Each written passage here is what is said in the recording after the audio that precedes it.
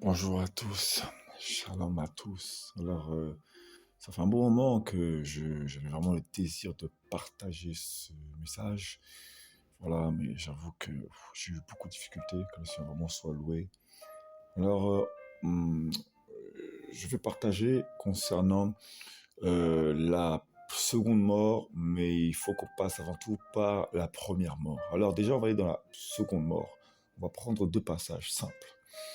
Apocalypse, à partir du verset, le chapitre 19, voilà, euh, et, et verset 20, on va prendre. Et la bête fut prise, et avec elle le faux prophète qui avait produit devant elle des signes par lesquels il avait égaré ceux qui avaient pris la marque de la bête et adoré son image.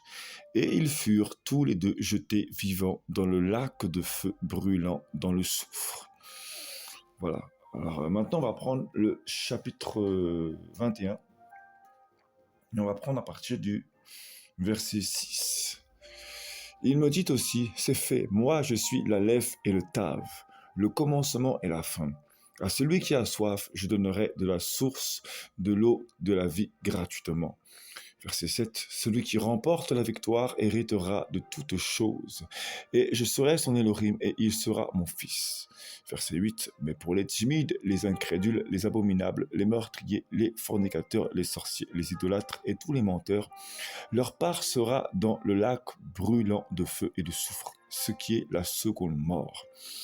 Voilà, donc on apprend ici que la seconde mort, c'est le lac de feu. C'est vraiment la seconde mort. Voilà. D'ailleurs, un autre passage également le dit. On va aller dans Apocalypse, toujours, euh, chapitre 2. Chapitre 2. Il s'adresse à l'église de Smyrne à partir du verset 8. Écrit aussi à l'ange de l'église de Smyrne. Voici ce que dit celui qui est le premier et le dernier, qui était mort et qui est revenu à la vie. Je connais tes œuvres, ta tribulation et ta pauvreté, quoique tu sois riche, et le blasphème de ceux qui se disent être juifs et qui ne le sont pas, mais qui sont la synagogue de Satan. Verset 10.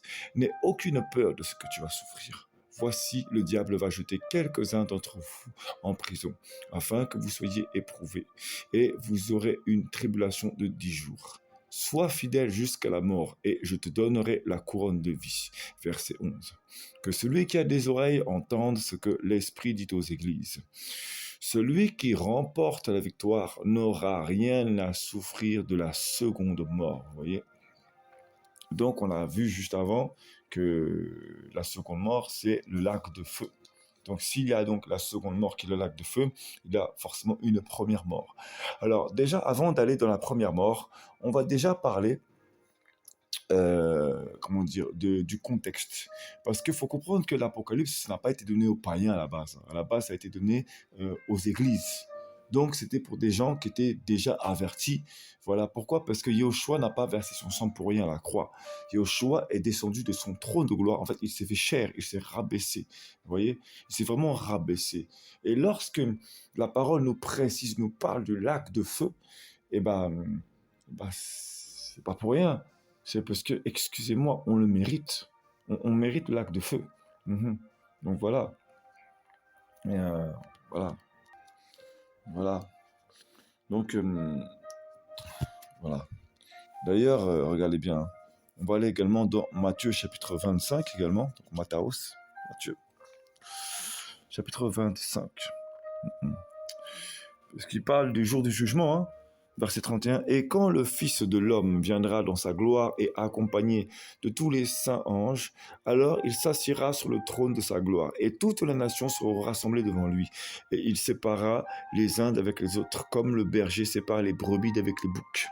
Et il mettra en effet les brebis à sa droite et les boucs à sa gauche. Voilà.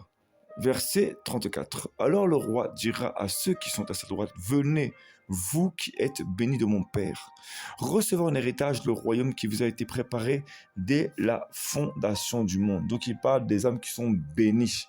Et il dit que ça a été préparé dès la fondation du monde. Voilà. Et il nous dit dans Matthieu 14, Jean 14, je crois. Jean 14, attendez. Jean 14, que je ne dis pas n'importe quoi. que votre cœur ne se trouble pas. Vous croyez en Elohim, croyez aussi en moi. Et c'est pas pour rien qu'il dit ça. Croyez en Elohim, croyez aussi en moi. C'est pas pour rien qu'il dit ça, justement. Parce que Elohim, c'est le juge. C'est le juge, c'est celui qui prononce les jugements. Et Yahushua, c'est le témoin qui en nous, qui témoigne. C'est lui qui nous justifie. Voilà. Mais pour qu'il nous justifie, il faut entendre sa justice, il faut comprendre sa justice. Sinon, si on ne comprend pas sa justice, mais on va tomber dans le jugement, justement, dans son jugement. Et le jugement d'Elohim, il est terrible. Voilà. Vous croyez en Elohim, croyez aussi en moi. Voilà. Voilà. Il y a beaucoup de demeures dans la maison de mon Père, vous voyez. Il y a beaucoup de demeures dans la maison de mon Père. Donc, il nous dit juste avant, au chapitre 25, il dit que venez dans le royaume qui vous a été préparé dès la fondation du monde. Voilà. Donc, il vient pour nous préparer une place. Si cela n'était pas, je ne vous l'aurais pas dit. Je vais vous préparer une place. Voilà. Bref, donc voilà. Ensuite, on va aller un peu plus loin, parce que le message, c'est aussi fait pour secouer. Hein. On parle là on a parlé de la seconde mort rapidement. On va y revenir plus tard. Mais on va parler aussi de la première mort. Et ensuite, on va parler un peu de l'enfer. Parce que c'est très important. Parce que, excusez-moi, je répète encore, hein, l'Apocalypse, là où on a parlé de la seconde mort, c'est un livre qui a été dévoilé aux églises, donc aux âmes qui avaient reçu Yahushua, qui étaient censés avoir accepté Yahushua Mashiach. Voilà. Et il dit bien à celui qui entend, que celui qui a des oreilles pour entendre. Voilà. Donc, excusez-moi, ce n'est pas tous ceux qui sont à l'église qui ont des oreilles pour entendre. Il y en a qui ne les veulent pas. Voilà. Donc, on choisit ce qu'on veut, quoi. Donc, maintenant, on va aller dans l'évangile de Yohanan. Donc, Jean, chapitre 3. C'est un passage que nombreux aiment beaucoup. On aime beaucoup ça. Attendez, juste avant. Autant pour moi. On va retourner dans Apocalypse, chapitre 2. Non, autant pour moi. Ça va aller. Yohanan, donc, Jean, chapitre 3. Voilà. On aime beaucoup le passage Jean 3,16. Car Elohim a tant aimé le monde qu'il a donné son Fils unique, afin que quiconque croit en lui ne périsse pas, mais qu'il ait la vie éternelle. En fait, on aime beaucoup ce passage. Mais il y a un contexte. Hein. Voilà, on ne va pas non plus trop s'éparpiller. C'est pas le sujet. Mais dans ce passage, il précise bien, voilà, car Elohim n'a pas envoyé, verset 17, car Elohim n'a pas envoyé son Fils dans le monde pour qu'il juge le monde, mais pour que le monde soit sauvé par son moyen. Voilà. Verset 18, celui qui croit en lui n'est pas jugé, mais celui qui ne croit pas est déjà jugé, parce qu'il n'a pas cru au nom du Fils unique d'Elohim. Donc voilà, alors croire, ça vient du grec pistos, hein, voilà, pistios, qui signifie également une conviction, vraiment être persuadé. C'est-à-dire il faut avoir une expérience, un vécu. Voilà, il faut vraiment avoir expérimenté. C'est ça en fait, croire. On ne peut pas croire sans avoir expérimenté. Pour croire, en fait, croire, ça vient de la foi. C'est par la foi qu'on croit, en fait. Sans la foi, on ne peut pas croire. Voilà. Et voilà. Donc, car la foi est une ferme espérance. Voilà. Des choses qu'on ne voit pas. Voilà. Quand on parle d'une ferme espérance, c'est parce qu'il y a une fermeté. Notre espérance est ferme parce qu'on sait qui on a cru. On sait avec qui on a marché, tout simplement. Voilà. Donc, celui qui croit en lui n'est pas jugé. Mais celui qui ne croit pas est déjà jugé, parce qu'il n'a pas cru au nom du Fils unique d'Elohim. Et le nom, ça ne s'arrête pas seulement au nom de Jésus. Hein. Non, ce n'est pas seulement Yahushua. Hein. Le nom, c'est tout ce qui s'accapare, tout ce qui va de pair. C'est-à-dire la création, le mouvement du vent, c'est-à-dire les chamboulements, tout ce qui se passe, parce que tout vient de la gloire. Tout ça, toutes ces choses représentent la gloire du nom. Parce que dans toutes ces choses, il y a toute la plénitude. Voilà. Même les mouvements, vous croyez quoi? Même les gouvernements diaboliques, ils représentent la gloire du Seigneur. Parce que c'est lui qui a permis. C'est lui qui permet, vous croyez quoi? Bah oui. Ils ne travaillent pas ensemble, cependant. Il n'y a pas une mouche qui meurt sans que le Seigneur se demande. Enfin, c'est une façon de parler, quoi. Mais pas le demande, mais le permettre. Pardon, tant pour moi. Excusez-moi, j'ai mal utilisé le mot. Voilà. Mais c'est pour dire que le nom, c'est c'est la globalité de la création également, parce que toute la création représente son nom. Il a mis son empreinte dessus, il a mis son mandat, son sceau dessus. Voilà. Mhm. Voilà. Vous croyez que Satan, là, vous croyez s'il a un pouvoir, c'est parce qu'il a été scellé pour avoir ce pouvoir. Il a été scellé pour un temps. Un temps. C'est un outil. C'est un outil. C'est tout. Voilà, c'est un outil pour qu'on puisse être également éprouvé. Voilà, tout simplement. Voilà. Mhm. Et voici, c'est pour ça que le Seigneur le laisse faire. Il le laisse faire parce que il connaît son avenir, le lac de feu. Bref, verset 19. Et voici le jugement, c'est que la lumière est venue dans le monde et que les gens ont aimé les ténèbres plus que la lumière. Là, c'est important.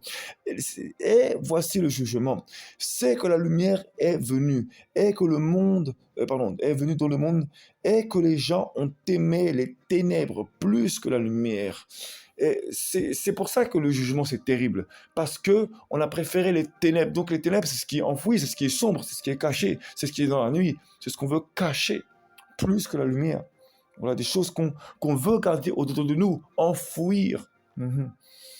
Car leurs œuvres étaient mauvaises. En fait, on remarque le fruit de celui qui ne veut pas aller vers le Seigneur par le fruit, par les œuvres qu'il commet. Tout simplement. Et c'est ça, en fait, qui expose ce qu'on a préféré. Parfois, ce n'est pas parce que quelqu'un va pratiquer le mal que le Seigneur veut le condamner. Non. C'est parce qu'il n'a pas voulu écouter la voix du Seigneur. Il n'a pas voulu. Alors, le Seigneur va permettre qu'il le laisse dans son obstination afin qu'il chute et qu'il prenne conscience voilà ce que tu as préféré. Maintenant, reviens à moi. Reviens à moi, je veux te sauver. Il va laisser les armes comme ça pour exposer, afin que la personne qui s'est fait exposer elle-même prenne conscience de ce qu'elle n'avait pas voulu lâcher, afin d'amener l'âme à la repentance, tout simplement. Voilà, c'est pas une forcément de condamnation. Voilà. Verset 20, car quiconque pratique le mal est la lumière, H-A-I-T, donc haïr, est la lumière, et ne vient pas à la lumière. Voilà, donc le Seigneur va permettre les situations pour la pousser à venir. Voilà. De peur que ses œuvres ne soient exposées, vous voyez, donc de peur que ses œuvres ne soient exposées. Mais vous croyez quoi? L'évangile, il a été donné aux Israélites, donc des personnes qui connaissaient la Torah. Et vous croyez qu'aujourd'hui, ce message-là, vous croyez que cela ne nous concerne pas? Mais ça nous concerne à nous. Ça nous concerne à nous parce qu'il a été donné aux Israélites. Mais vu que les Israélites ont refusé, ça ne veut pas dire qu'ils sont condamnés. Non, loin de là. Yahushua est vivant. Jésus-Christ est vivant. L'Élohim d'Israël est vivant. Il s'occupe de son peuple, vous croyez quoi? Voilà. Gloire au Seigneur. Cependant, l'évangile, du coup, il a été donné aux âmes des nations, aux gens des nations. Voilà. Et comment dire, ayant été donné aux gens des nations, et ben maintenant, c'est à nous de prendre conscience que ce message nous est concerné. Voilà. Nous qui avons cru en Yahushua, ce message nous concerne, nous. Voilà. Ça, c'est important. Voilà. C'est pas pour les païens, ça. Hein. Parce que l'Apocalypse n'a pas été donné pour les païens, tout simplement. Et ne vient pas à la lumière de peur que ses œuvres ne soient exposées. Verset 21. Parce qu'en fait, il y a beaucoup d'âmes qui se disent chrétiennes, mais leur cœur n'est pas avec le Seigneur du tout. On va à l'église, on parle en langue, etc. Ça veut même prophétiser, mais le cœur n'est pas entier avec le Seigneur. Le cœur n'est pas entier. Si ça prophétise, alors ça y est, quoi. Non, faut arrêter. De peur que ces œuvres ne soient exposées. Il y a même des âmes, excusez-moi, elles vont même prêcher et enseigner. Il y a des choses qu'ils cachent dans le secret. Vous croyez que le Seigneur ne voit pas? Bien sûr. Excusez-moi, tout comme la Torah avait été donnée aux Israélites, l'évangile, premièrement, c'est pour nous, ceux qui avons reçu Yahushua, parce que Yahushua vient pour son peuple. Bien sûr. Des âmes qu'il a appelées, également qu'il a déjà choisies, également établies aussi. Voilà. Verset 21. Mais celui qui agit selon la vérité vient à la lumière. Celui qui agit selon la vérité vient à la lumière. Voilà. Donc c'est automatique. Tu veux changer, tu veux aller au ciel, expose. Prends conscience de ce que tu caches, que toi-même tu ignores, que tu caches. Prends en conscience. Recherche le Seigneur. Il va t'exposer ce que toi-même tu ignores de toi-même. Voilà. Et ce sera tout le temps un combat. De toute façon, ce sera tout le temps un combat pour ne pas que ça soit caché et afin que lui-même, il puisse toujours exposer, afin que tu puisses aller au ciel. C'est ça qu'il désire. Mais celui qui agit selon la vérité vient à la lumière. Voilà. Il est attiré par ça. Mhm. Lorsque le Seigneur lui révèle les choses, c'est pas pour le condamner. Je vous dis que le Seigneur expose des péchés. C'est pas pour condamner les âmes. C'est pour travailler le cœur. C'est pour qu'on change. C'est pour nous dévoiler, c'est pour nous exposer ce qu'on n'arrive pas à voir, ce qu'on refuse de voir. Voilà. Alors il va pousser à ça. Parce qu'il nous aime. Voilà. C'est par amour, hein. Mais celui qui agit selon la vérité vient à la lumière, afin, afin que ses œuvres soient manifestées. Donc, également traduit par, on peut également le prendre comme ça, pour que ses œuvres soient manifestées. J'avais déjà partagé ça, il y a un temps déjà. Gloire au Seigneur. Parce qu'elles sont faites en Elohim. Vous voyez, tout est fait en Elohim. Tout est fait en lui, par sa décision, par son décret. C'est lui qui décide, c'est lui qui choisit le temps. Voilà. Maintenant, on va aller dans toujours le même chapitre, Jean 3, mais cette fois-ci, on va prendre à partir du verset 35. Le Père aime le Fils et il a remis toutes choses entre ses mains. Vous voyez, toutes choses entre ses mains. Tout, voilà. Verset 36. Celui qui croit au Fils a la vie éternelle. Vous voyez, donc une vie régénérée, une vie renouvelée. C'est ça la vie éternelle. La vie éternelle, c'est une vie régénérée, renouvelée. Parce qu'on laisse croître Yahushua. On laisse croître le Saint-Esprit. Voilà. Une fois qu'on a accepté ce qu'il veut arracher. Vous voyez, quand on commence à enfanter des choses, en fait, ça veut dire qu'il y a quelque chose qui a été retiré de nous. Enfanter, là, le Saint-Esprit me le montre comme ça. Enfanter, c'est pas seulement enfanter, c'est également retirer quelque chose du dedans de nous, qui a été enfoui dedans de nous. Hein? Ça peut être un don, comme aussi quelque chose de sale, vous voyez, qui vient arracher, retirer quelque chose, enfanter, vous voyez, exposer. Donc ça nous fait du bien. Donc lorsqu'on enfante ces choses, enfin on peut enfanter le péché, ça par contre c'est pas bon, mais c'est comme ça que je le vois de manière imagée. Voilà, gloire au Seigneur. Il va nous exposer ce qu'on doit retirer. Et ainsi, il peut également faire exposer les fruits qu'il voulait afin de pouvoir faire germer ce qu'il attend, afin qu'on soit une bénédiction. Voilà. Donc, c'est quelque chose de renouvelé, quelque chose de nouveau, régénéré. Donc, celui qui croit au Fils a la vie éternelle, donc une vie renouvelée, une vie qui se régénère sans cesse. On ne vieillit pas. Le Seigneur vient récupérer une église sans tache, donc une église propre, ni irrite. Pourquoi ? Parce que l'évangile ne se démode pas. L'évangile, la parole est un livre prophétique. C'est une chose qui est futuriste, qui dévoile des choses qui vont arriver. Donc, il n'y a rien qui se démode parce que tout ne fait que venir au futur. Les choses futuristes sont des choses, excusez-moi, mais qui ne se démodent pas. Ben oui, c'est des choses qui ne font qu'enfanter à chaque fois. Voilà. Donc, la vie éternelle, donc c'est ça en fait, c'est une vie régénérée, une vie, voilà, on reste une vie qui se rajeunit, une vie qui ne vieillit pas. Voilà. Celui qui croit au Fils a la vie éternelle, mais celui qui est rebelle au Fils ne verra pas la vie. Voir la vie, ça ne s'arrête pas qu'à voir avec les yeux. C'est aussi voir le vent, comprendre les saisons, comprendre le langage. Voir la vie, c'est voir avec l'esprit.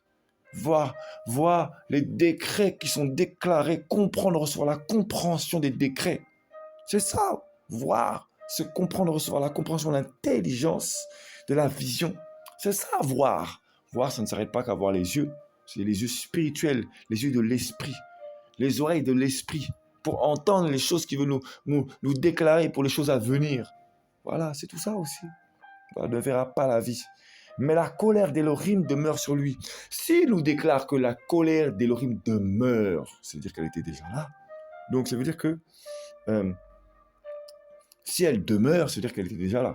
Donc ça veut dire que si la colère demeure, si c'est une vie qui se renouvelle, une vie éternelle, une vie qui se renouvelle, ça veut dire qu'il faut la laisser se déployer. Il faut la laisser germer, il faut la laisser se renouveler, il faut la laisser voilà, germer encore et encore, croître encore et encore, qu'il croisse et que je diminue. Pourquoi? Parce que justement, lorsqu'il va croître, eh ben, celui qui voit la vie, en fait, celui qui ne refuse pas ce que le Saint-Esprit lui montre, eh ben, il pourra voir ce que le Seigneur veut lui montrer, veut lui dévoiler, ce qu'il doit changer en lui. Voilà. Voilà. Mais le péché, c'est l'hypocrisie, le mensonge. On se ment à soi-même. Parce que le Saint-Esprit nous dit, là, je veux travailler ça, là, je veux pointer ça. Mais nous, là, on aime tellement notre quotidien, on aime notre quotidien. Mais vous savez que le quotidien peut nous emmener en enfer? Ah oui, hein. La vie renouvelée, bien aimé, la vie éternelle, la vie renouvelée, la vie qui se régénère, la vie renouvelée. Ah, voilà. Celui qui refuse, donc celui qui est rebelle, qui refuse d'écouter le témoignage de l'Esprit vivant du Seigneur, de l'Esprit qui vit en nous. Voilà. La compagnie, parce que le Saint-Esprit est un compagnon du quotidien. Eh bien, la colère d'Élohim demeure sur lui. Ça veut dire que, comment dire ça? Celui qui ne veut pas laisser le Saint-Esprit croître, eh ben, il meurt, parce qu'il est la vie. Il est la vie qui se régénère. Donc celui qui refuse de laisser le Saint-Esprit le régénérer, eh ben, il accepte la mort. Il veut prendre plus de place. Donc, il ne veut pas laisser le Saint-Esprit prendre plus de place. Donc, il accepte de laisser venir la chair qui amène à la mort. Voilà. Éphésiens chapitre 2. Alléluia. Éphésiens chapitre 2. Saint-Esprit. À partir du verset 1. Et vous étiez morts dans vos fautes et dans vos péchés, dans lesquels vous marchiez autrefois. Donc, le péché, voilà, vous étiez morts dans vos fautes. Donc, voilà, les fautes, les péchés amènent à la mort. Et le péché, ce n'est pas seulement le péché de la chair. C'est également le péché, c'est également la désobéissance, c'est la rébellion, le péché. La rébellion, c'est un péché qui amène à la mort. Hein. La rébellion, c'est un esprit. Ah oui, la rébellion, c'est un esprit, la rébellion. Ça nous pousse à la mort. C'est la rébellion, la désobéissance. La désobéissance nous pousse à la rébellion. Et la rébellion amène à la mort.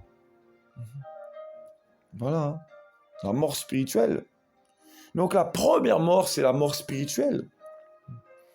Dans laquelle vous marchiez autrefois selon l'âge de ce monde, selon le chef de l'autorité de l'air, de l'esprit qui opère maintenant dans les fils de l'obstination, parmi lesquels nous vivions tous autrefois, selon les désirs de notre chair, voyez, accomplissant les désirs de la chair et de nos pensées. Et nous étions par nature des enfants de colère, comme là vous voyez, des enfants de colère.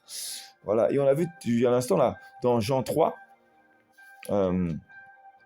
voilà, celui qui croit au Fils à la vie éternelle, mais celui qui ne croit pas, ne verra pas la vie. La vie, c'est Yoshua. Il est la vie. Donc, il ne voit pas le Fils. Il ne voit pas son mouvement. Donc, il ne va faire que se plaindre, que murmurer, que dire Seigneur, Seigneur, tout le temps. Et ça va agacer le Saint-Esprit, ça va agacer le Saint-Esprit, ça va irriter le Saint-Esprit et ça va écarter le Saint-Esprit. Ça va écarter Yoshua. Je vous dis, les âmes là qui se plaignent là, on peut se plaindre un petit peu. C'est humain, le Seigneur peut comprendre. Il connaît nos blessures, nos tristesses, il les connaît, nos lamentations. C'est normal, on est humain. Mais au bout d'un moment donné, il faut arrêter. Voilà. Parce que la colère d'Élohim demeure sur nous sinon. Voilà. Et nous étions par nature, vous voyez, c'est notre nature, des enfants de colère. Voilà. Donc celui qui ne laisse pas le Saint-Esprit le renouveler, qui ne cherche pas le Saint-Esprit, ce que le Saint-Esprit veut travailler en lui, il ne laisse pas Yoshua croître en lui.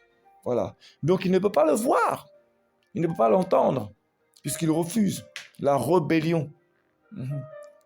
Mais la colère d'Élohim demeure sur lui, vous voyez, demeure. Nous sommes des fils d'obstination par nature. Maintenant, on va aller dans Ézéchiel, chapitre 2, je crois, ou 3, on va voir ça. Ézéchiel, chapitre 2. Voilà. Verset 3. Il me dit, fils de l'homme, je t'envoie vers les enfants d'Israël, vers des nations rebelles qui se sont rebellées contre moi. Eux et leurs pères ont péché contre moi jusqu'à ce jour même. Voyez, le péché, le péché, le péché.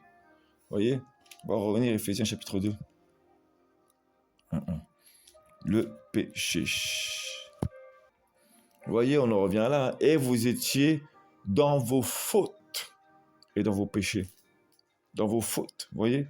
Ce sont les enfants, eux, leurs pères ont péché contre moi jusqu'à ce jour même. Et pourtant, excusez-moi, mais ils connaissaient la Torah. Voilà. Verset 4, ce sont des enfants à la face dure et au cœur obstiné. Donc des enfants de l'obstination. Voilà. Les enfants de l'obstination. Je t'envoie vers eux et tu leur diras, ainsi parle Adonai Yahweh, verset 5, qu'ils écoutent ou qu'ils s'abstiennent d'écouter. Vous voyez, on peut s'abstenir d'écouter parce qu'on ne veut pas. En fait, ça ne nous arrange pas. Donc on ne veut pas.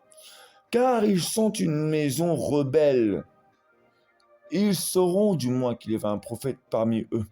Mais toi, fils de l'homme, ne les crains pas. Ne crains pas leurs paroles. Quoique des gens rebelles et dont les langues sont perçantes comme des épines. Vous voyez, ils comparent leur langue à des épines.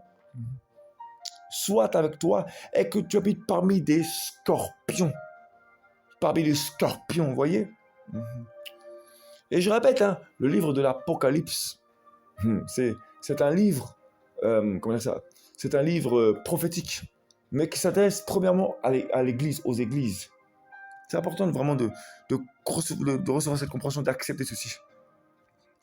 Maintenant, on va aller dans un autre passage maintenant, dans l'Apocalypse. Apocalypse chapitre 9, rapidement. Alléluia. Donc, Apocalypse chapitre 9, on va prendre à partir du verset... à partir du verset 3. Donc, et des sauterelles, on parle du puits de l'abîme qui a été ouvert, et les sauterelles sortirent de la fumée du puits et se répandirent sur la terre. Et il leur fut donné un pouvoir comme le pouvoir qu'ont les scorpions de la terre. Vous voyez? Donc, ils avaient on va aller maintenant même au niveau du verset. On va aller au verset 9. Ouais, verset 9. Je pense que c'est bon, verset 9. Verset 9.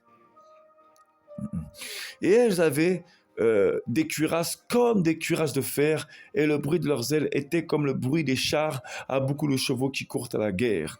Et elles avaient, verset 10, et elles avaient des queues armées d'aiguillons comme les scorpions.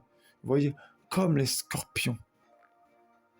Et c'est de leur queue qu'était le pouvoir de faire du mal aux humains pendant 5 mois.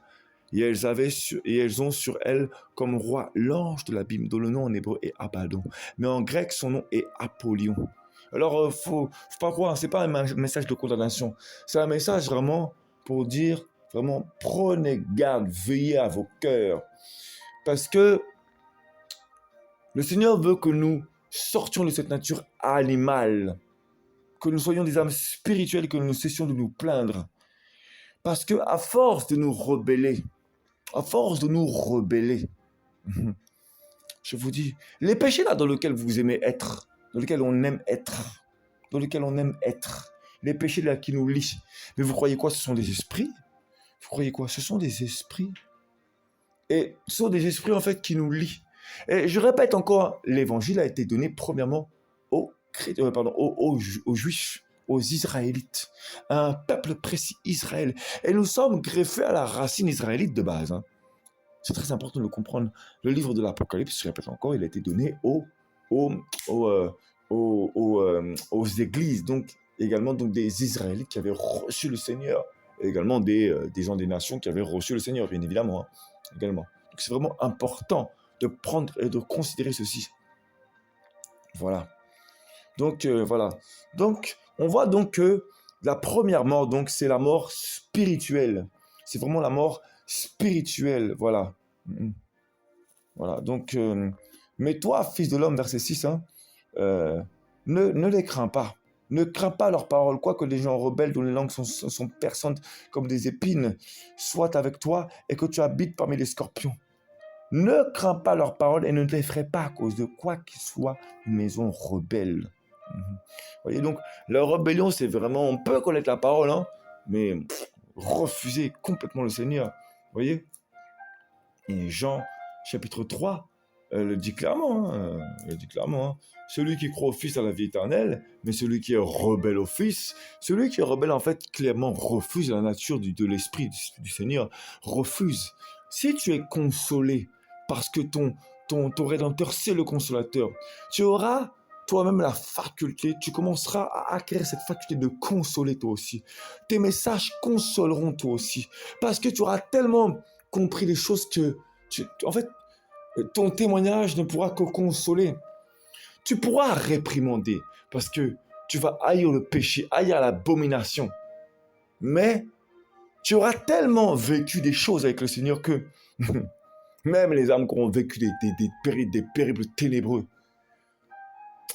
tu auras vécu ça. Donc tu sauras, tu seras en capacité, en mesure de donner des messages qui consolent parce que tu auras vécu ça. Et ça se ressentira. Voilà. Alléluia. Alléluia. Donc, celui qui est rebelle, la colère d'Élohim demeure sur lui. Donc, tu peux recevoir, bien aimé, le Saint-Esprit, mais si tu le refuses. Pardon, mais si au bout d'un moment donné, tu commences à te rebeller, parce que le relancement, le dépouillement, mais le dépouillement, c'est dur, le dépouillement. Mais c'est ça, c'est le cheminement, bien aimé. C'est le cheminement, le dépouillement, le renoncement à soi-même. C'est difficile.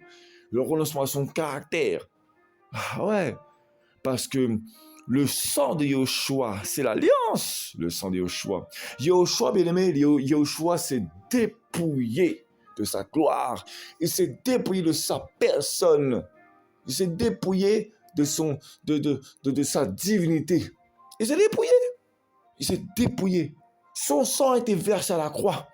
Il a été jusqu'au dans les profondeurs du Tartare pour arracher les clés du Hadès. En gros, il aurait pu régner sur la terre. Non, il s'est dépouillé. Et il est descendu de son trône de gloire. Il s'est dépouillé de sa divinité pour être parmi les hommes. Il s'est effacé. Il s'est effacé de sa divinité pour être parmi les hommes, au milieu des hommes. Et même, Jean-Baptiste dit, il y a quelqu'un au milieu de vous, vous ne le connaissez pas. Je ne sais plus dans quel passage. Il y a quelqu'un au milieu de vous, vous ne le connaissez pas. Tellement il était effacé. Il s'est dépouillé de son trône de gloire. Ah ouais, il s'est dépouillé de son trône de gloire, bien aimé. Donc il s'est dépouillé de sa divinité, de son caractère divin. Voilà. Il a vécu la flagellation. Il a été crucifié. Et son sang a été versé. Et malgré que son sang a été versé, ça aurait pu être fini. Non. Il a été jusqu'au Tartare. Et il a combattu le Hadès. Il a combattu le Hadès. Il a combattu la mort. Parce qu'il est la vie. Non, franchement. Attendez. Non. Voilà. Hein. Excusez-moi. Hein. Donc, je suis désolé. Il mérite la gloire. Voilà. Donc, forcément, il s'est dépouillé lui-même. Et nous-mêmes, on ne va pas se dépouiller de notre caractère. Nous-mêmes, on ne va pas se dépouiller de notre caractère. Même nous-mêmes, on a un problème. On ne va pas se dépouiller de notre caractère. Nous, les chrétiens, là. Excusez-moi. Hein. Enfin, les chrétiens. Bref. On est dans notre quotidien. Le quotidien, tout le temps. Le quotidien, tout le temps. Le quotidien, tout le temps. Il n'y en a pas de temps pour le Seigneur. Alors oui, c'est vrai. C'est vrai. On rentre du travail, on rentre de tout ça. On est fatigué. Et c'est humain. Le Seigneur comprend. Le message, c'est pas une condamnation. C'est pour dire, le Seigneur ne s'est pas dépouillé pour rien. Le Seigneur comprend parfois qu'il comprend le soupir, il le ressent, il comprend. Ça, c'est pas un souci. Hein. Mais le dépouillement du caractère. Voilà. Celui qui ne croit pas au Fils, la colère d'Élohim demeure sur lui. Voilà. Et en fait, donc, celui qui ne veut pas se dépouiller, celui qui continue à vivre dans son état de confort du quotidien, excusez-moi, hein, mais celui qui refuse en fait de suivre Yahushua, ce sont des esprits du quotidien en fait qui vont le lier. Voilà. Voilà. Et là, je vais m'intéresser également à des âmes également aussi qui ne sont peut-être pas encore convertis. Si quelqu'un a la grâce d'écouter ce message, gloire au Seigneur, béni soit le Seigneur, toute la gloire lui revient. Mais les péchés là, je ne sais pas, toi qui vis peut-être dans la masturbation, toi qui vis peut-être dans l'infidélité, dans l'adultère, dans le compromis, dans le mélange, dans la corruption spirituelle, toi qui traînes avec les menteurs, toi qui mens même, bref, on en passe, on en passe, on en passe. Toi qui aimes la cupidité, mais ce sont des démons.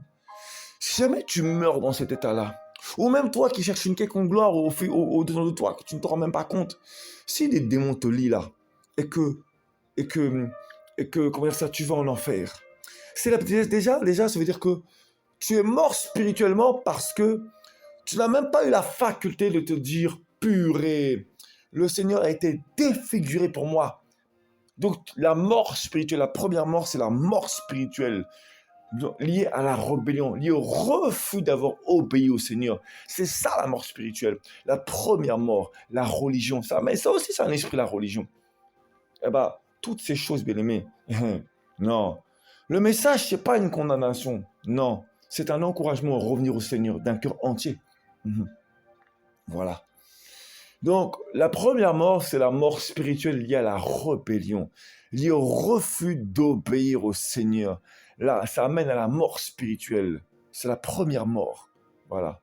Là, la rébellion, liée aux fautes, liée au péché, la rébellion, parce que la rébellion est un péché. La rébellion, c'est un esprit également. Voilà. C'est un esprit qui nous empêche d'aller vers le Seigneur, qui nous empêche d'obéir. Voilà. Donc, lorsque ton âme part, et tous ces esprits-là, il faut comprendre une chose. Maintenant, on va parler de la première mort qui amène en enfer. Tous ces démons-là qui t'ont lié pour que tu ailles en enfer. Ce message s'adresse aux chrétiens, aux âmes qui ont accepté le Seigneur, mais qui ne veulent pas encore accepter cette dimension. Voilà. Voilà. Le Seigneur peut te faire grâce. Attendez, on va déjà parler de l'enfer, premièrement. Voilà. C'est pour ça qu'à la base, je luttais pour faire cet audio-là, parce que je ne voulais pas que ça dure longtemps. Mais si le Seigneur permet, c'est pour une bonne raison. Alors, si jamais ton âme va en enfer, je m'adresse à toi, chrétien, toi qui vas à l'église, mais qui est ligoté, qui n'arrive pas à aller. Ce n'est pas une condamnation, c'est un encouragement, une exhortation à revenir au Seigneur. Vraiment, à te poser les bonnes questions. Voilà. Oh, Saint-Esprit, non. On va aller également dans Jacques. Jacques, alléluia. On va aller aussi dans Jacques. Non, on va aller dans Jacques. Il faut partager ça. Alléluia. L'épître de Jacques, premier chapitre. Ça faisait un bon moment que je voulais partager ceci. C'est bizarre parce que récemment, le Seigneur m'a fait tomber sur ce passage.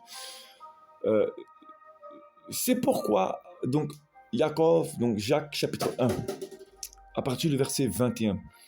C'est pourquoi, rejetant toute souillure et tout résidu de méchanceté, recevez avec douceur la parole qui a été plantée en vous et qui peut sauver vos âmes, vous voyez.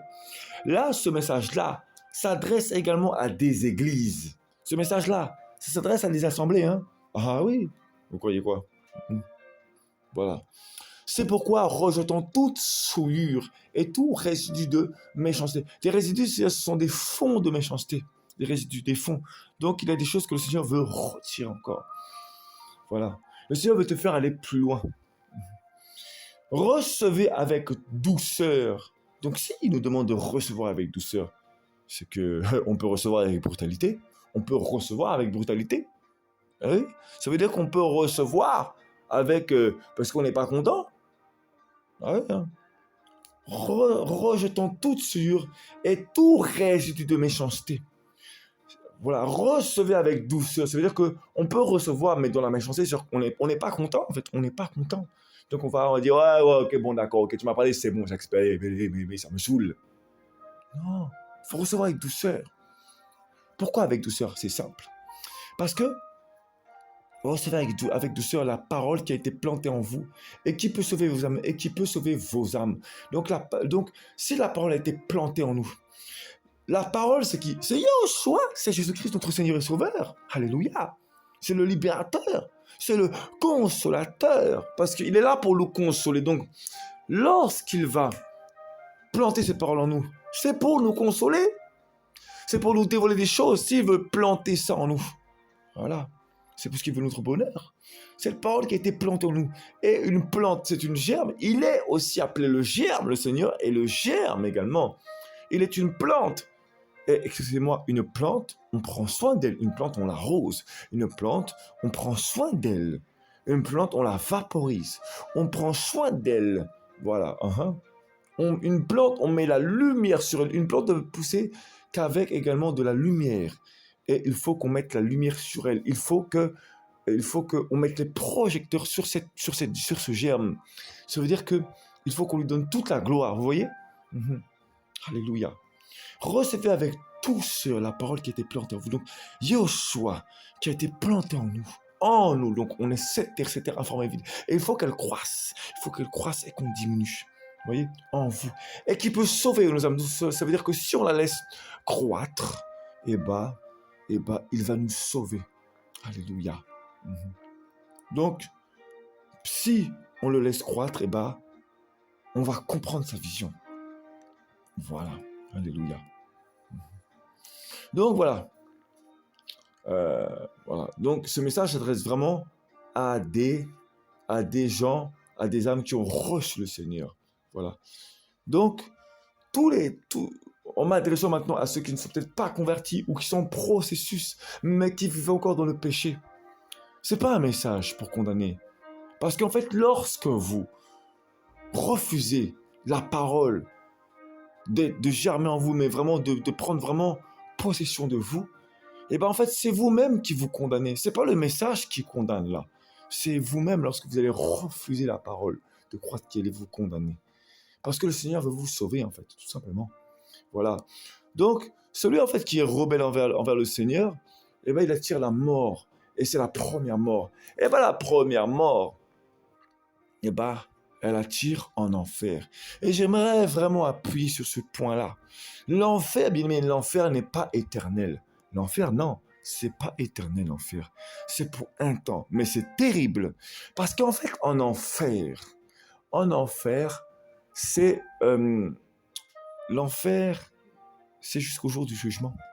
Tous ceux-là qui viennent de cette génération, du temps d'avant, là, bien avant, là, jusqu'à cette génération déjà, là, du temps de cette génération jusqu'au jour du jugement, ils iront en enfer. Leur âme ira en enfer. Et j'aimerais vraiment préciser une chose très importante. Lorsque tu vas en enfer, bien-aimé, en enfer, ton âme ressent 100 fois plus la douleur que tu as sur terre.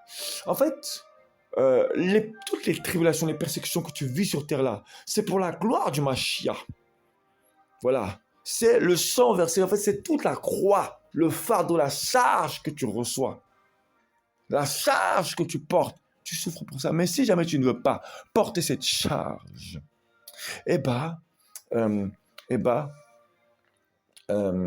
comment dire ça? Toute la charge que tu as refusé de porter, tu vas vivre avec un poids sur toi. Mais le poids que tu auras refusé de porter, tu vas vivre avec un poids. C'est-à-dire que les péchés, en fait, comment expliquer ça? La rébellion, en fait. Comment expliquer? La rébellion, en fait, avec laquelle tu auras refusé avec laquelle tu auras vécu, ce sont ces démons, en fait, comment dire ça, qui vont te porter, en fait. Lorsque tu vas aller en enfer, je ne sais pas comment expliquer ça. Bref, en tout cas, lorsque tu vas aller en enfer, déjà, il y a le jour du jugement. Mais avant le jour du jugement, il y a la grande tribulation et le millénium. Donc, tu as au moins 1000 ans à vivre en enfer. En enfer, il n'y a plus d'espoir, c'est terminé. En enfer, c'est terminé. Et les démons avec lesquels tu as vécu, à cause des péchés, les péchés qui t'ont lié, en fait, ceux, ils vont te torturer pendant tout le long où tu vas être en enfer. Non seulement dans l'enfer, le feu te brûle, le feu te consume, mais tu ne meurs pas. Ton âme ne meurt pas. Et les vers te rongent. Les vers te rongent. Les vers te rongent. Tu es assoiffé. Voilà. Tu es assoiffé. Mhm. Tu es assoiffé. Hein? Voilà. Tu es assoiffé pendant au moins 1000 ans. Et euh, alors maintenant, je vais m'adresser à ceux d'ailleurs également qui ne sont pas convertis et qui sont assoiffés d'une, d'un, assoiffés, voilà, parce qu'ils souffrent. Et bien, toutes les souffrances que tu vis là, sans Christ, et bien en enfer, c'est ces démons-là là, qui te font souffrir. Tu vas les sentir au centuple, parce que tu auras refusé Christ. Voilà. Et pour ceux qui sont dans le Seigneur, mais qui sont rebelles, et ben c'est pareil. Voilà. Voilà. En tout cas, bref, tous ceux en fait qui auront refusé Yoshua, et ben les démons qui te ligotent, et ben c'est eux qui vont te persécuter pendant toute ta entre guillemets vie, hein, en enfer, tout ton temps, voilà, tout ton temps de châtiment en enfer, voilà, pendant environ au moins 1000 ans pour ceux de cette époque actuelle, parce qu'il y a la grande tribulation et ensuite il y a le millénium et ensuite vient le jour du jugement. Donc voilà. Mhm. Voilà. Donc après le jugement. Donc euh, la première mort, ça t'amène en enfer. Donc tu souffres. Tu souffres. Ton âme souffre 100 fois plus que là, sur terre. Et ça s'adresse aux chrétiens, aux gens qui refusent et qui vivent dans la rébellion spirituellement. Voilà. Qui sont encore endormis spirituellement. Parce que la mort, la religion, c'est une mort spirituelle. Hein. Donc c'est également la rébellion. Ça amène à l'état animal spirituellement. Voilà. Et ça t'empêche du coup d'aller entièrement vers le Seigneur. Ben, ça aussi, ça mène en enfer. C'est pas de condamnation, mais c'est une vérité. Ensuite, il y a la seconde mort. Et la seconde mort, c'est après le jour du jugement. La seconde mort, ça vient après le jour du jugement, bien aimé. Et après le jour du jugement, là, c'est terrible. Parce que après le jour du jugement, c'est là où vient le lac de feu. Et regardez bien, hein, c'est très important. Je répète, le livre de l'Apocalypse, bien aimé, ça s'adresse à des âmes qui ont accepté le Seigneur. Et voilà ce que dit chapitre 21. On revient sur ce passage. Verset 8. Apocalypse chapitre 21, verset 8. Mais pour les timides, parce qu'il y a plein d'âmes, excusez-moi, ils sont appelés à évangéliser. Mais la timidité, c'est un démon. Voilà. Ils sont appelés à évangéliser, ou ils sont appelés, oui, à évangéliser, ils sont appelés à crier comme des Jean-Baptiste, mais ils ne veulent pas, parce qu'ils sont timides. Ils ne veulent pas accepter qu'ils sont timides. Voilà. Ils ne prennent pas ça au sérieux, même. Ils disent, mais le Seigneur est bon, Seigneur, pardonne-moi. Oui, le Seigneur te pardonne, mais il sait que c'est à toi de te délier, d'accepter aussi d'être délié, on dit au choix. Les incrédules, parce que l'incrédulité, ça empêche la foi de croître, l'incrédulité. L'incrédulité, ça amène au raisonnement, c'est un péché. Et c'est un péché qui est similaire à la divinité, l'incrédulité. Voilà, c'est terrible. Hein. Les abominables, donc ceux qui pratiquent les choses abominables devant le Seigneur. Les meurtriers. On ne parle pas seulement des meurtriers, voilà. Les meurtriers, c'est aussi également ceux qui tuent des âmes, à travers de la parole qui amène les âmes à la mort spirituelle également. Les fornicateurs. Et on ne parle pas seulement de fornicateurs, comment dire ça, ceux qui forniquent seulement physiquement, mais aussi de ceux qui pratiquent l'infidélité devant Yoshua, qui ont une relation spirituelle, des impudiques spirituels également. Les sorciers, on ne parle pas seulement des sorciers, parce que là, la parole s'adresse également à l'église, voilà. Mais bon, il y avait peut-être aussi des âmes aussi qui avaient peut-être le pied avec l'église et un pied dehors, je sais pas. Bref, voilà. Mais il y a aussi également des âmes, ce sont des sorciers devant le Seigneur, également, hein. Ils vont à l'église.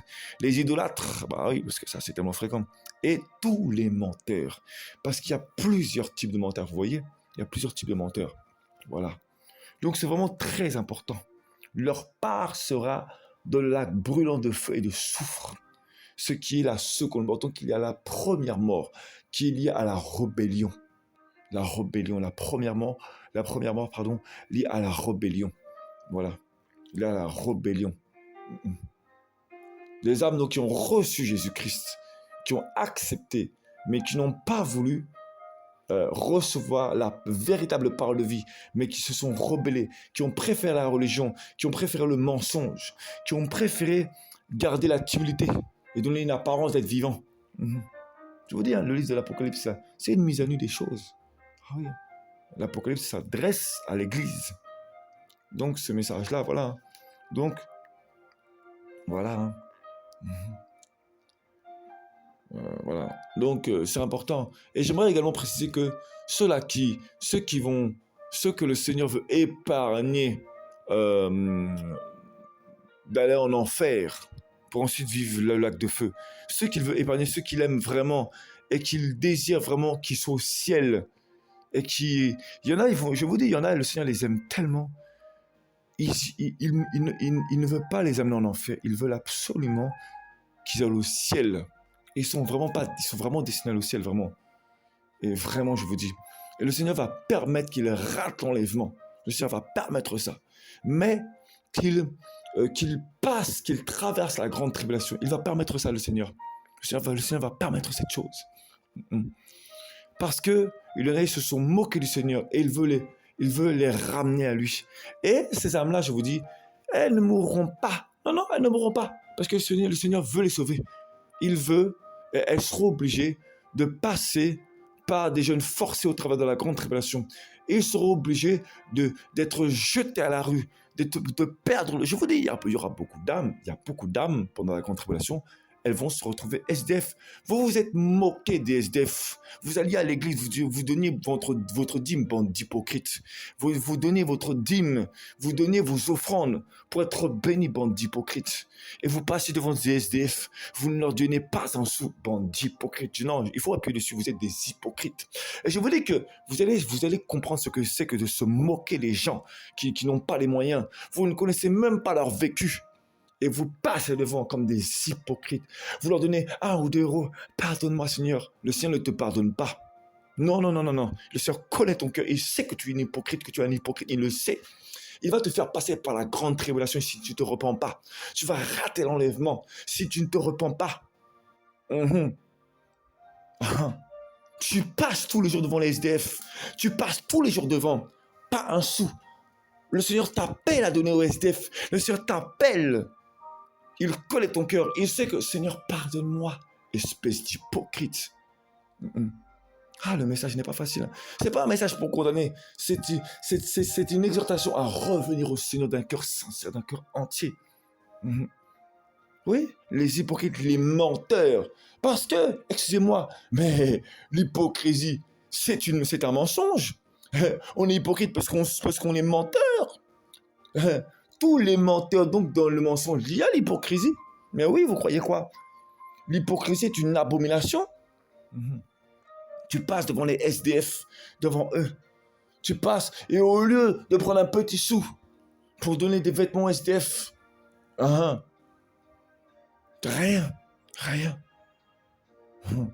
Ouais. Puis tu vas parler en langue, espèce d'hypocrite. Bref. Voilà. Je vous dis, il y en a beaucoup. Le Seigneur ne veut pas que tu ailles en enfer. Tu n'iras pas en enfer. Au nom de Yeshua, tu n'iras pas en enfer. Cependant, si jamais tu ne te repens pas, si jamais tu ne changes pas, tu passeras par la grande tribulation. Parce que le Seigneur veut que tu comprennes. Il veut que tu comprennes son sacrifice. Il veut que tu comprennes qu'il s'est dépouillé de sa divinité. Toi qui veux la gloire, toi qui cherches la gloire. Je vous dis, beaucoup d'âmes veulent chercher la gloire. Beaucoup d'âmes cherchent la gloire. Beaucoup d'âmes cherchent l'onction. Alors que le Seigneur s'est dépouillé de toute cette gloire. Il s'est dépouillé. Je vous dis, cessez de jouer. Cessez de jouer. Je vous dis, l'enfer, c'est réel. L'enfer, c'est réel, vous croyez quoi? La première mort, c'est la mort spirituelle. Parce qu'on ne veut pas se dépouiller. On ne veut pas laisser le Saint-Esprit prendre plus de place. On ne veut pas laisser le Saint-Esprit nous dépouiller pour prendre plus de place, pour croître. On ne veut pas. Je vous dis, laissez l'étoile du matin croître. Vous croyez que l'Esprit du Seigneur blague ou quoi? Non. Hmm. Je vous dis. Mhm.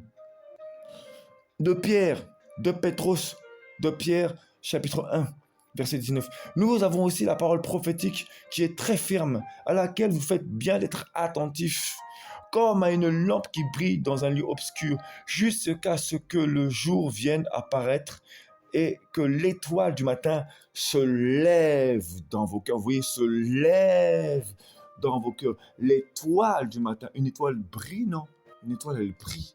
Et l'étoile du matin, c'est-à-dire que il veut, la nuit, ça représente les ténèbres, et il veut montrer au grand jour que tu es une lumière, mais à toi de la laisser croître. Alléluia. Non, il faut arrêter de blaguer. Je vous dis, il faut arrêter de blaguer. Mhm, mhm. Voilà. Cessez de vous rebeller et laissez l'Esprit du Seigneur croître. Alléluia. La première mort, la mort spirituelle, la mort qui empêche le réveil de venir, qui empêche de prendre conscience, de considérer, qui empêche le réveil personnel de venir en chacun de nous. Parce que le Seigneur t'a donné une charge, une administration, il t'a donné un fardeau. La croix, il a fait de toi la lèvre. La lèvre. Il veut te conseiller. Il veut être ton époux. Il veut faire de toi un sacrifice.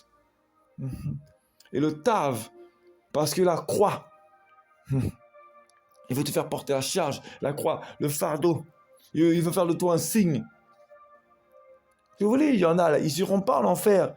Ils rateront simplement l'enlèvement. Et ils vont savoir ce que c'est que passer devant des SDF.